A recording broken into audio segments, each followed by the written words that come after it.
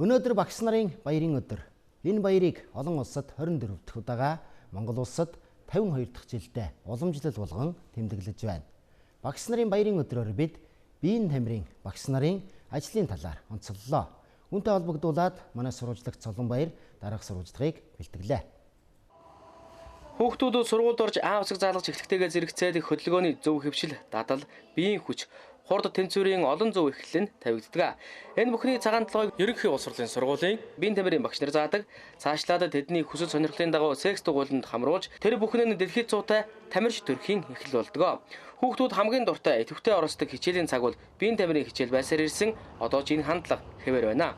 Төвсгөлийн цагаан урсмын Батцуур багш, Дорногов аймгийн Хүүхэндүү Төвшин багш, Булган аймгийн Эрдэнэ Учир багш, Төв аймгийн Чанцал багш, Хинтээ аймгийн Эренчин багш, нийслэлийн 52 дугаар сургуулийн Даваасанбуу багш гээд үе үеийн олон зуун биеийн тамирын шийддэг сайн багш нарын хөдөлмөрийн үр дүнд монголчууд эрүүл чирэг хүн болж өссөн юм а. Өнөөдөр боловсролын салбарт 1000 гаруй биеийн тамирын багш ажиллаж байна.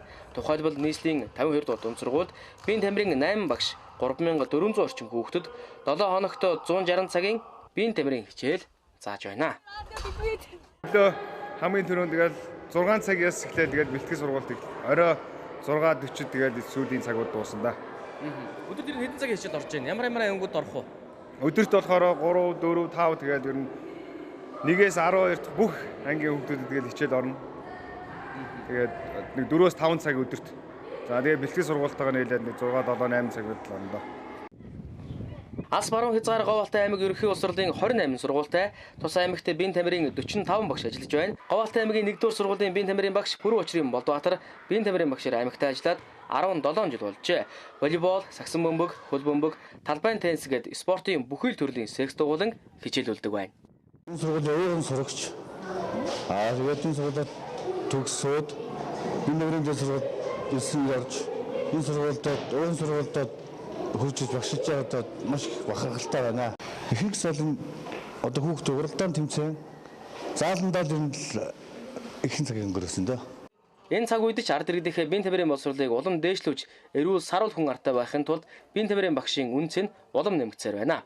Биеийн тамирын багш дасгалжуулагч бэлтгэдэг Монгол улсын хамгийн том эрдмийн уурхай бол Монгол улсын боловсролын их сургуулийн биеийн тамирын сургууль юм. 1955 онд байгуулагдсан биеийн тамирын сургууль 63 дахь хичээлийн жилтэйгээ золгожээ. Өнөөдрийн байдлаараа тус сургууль 4000 гаруй биеийн тамирын багш, дасгалжуулагч бэлтгэн төгсөжээ. За үндсэндээ манай сургууль болохоор биеийн тамирын багш, спортын төрөл бүрийн дасгалжуулагч, спортын сэтгүүлч, спортын аялал жуулчлалын мэргэжлэр бол төгсөгдөг. Энэ хичээлийн жилээс эхлээд манайх энэ биеийн тамирын спортын тухай хуулинд орсон өөрчлөлтөд холбогдуулаад биеийн тамирын арга зүйчийг бол бэлтгэн гаргаж байна. Олон улсын болон Монголын багш нарын баярын өдрийг тохиолдуулаад маш их хүнд хүчээр хөдөлмөрийг хийдэг. Амралтын өдрөө ч амардаггүйгээр ингээд хүүхдүүдийнхээ сайн сайхан спортын амжилтын төлөө ажиллаж идэг. Манай сургуулийн төгсөгч болон Монгол улсынхаа хэмжээнд ажиллаж байгаа бүх биеийн тамирын багш нартай ажлын өндөр амжилт, спортын өндөр амжилтыг хүсэн ирэж байна. Энэ намрын хувьд биеийн тамирын сургуульд 280 оюутан нэлсэн байна. Нийтдээ 800 гаруй оюутан биеийн тамирын багш, дасгалжуулагч мэргэжлэр сурч байна.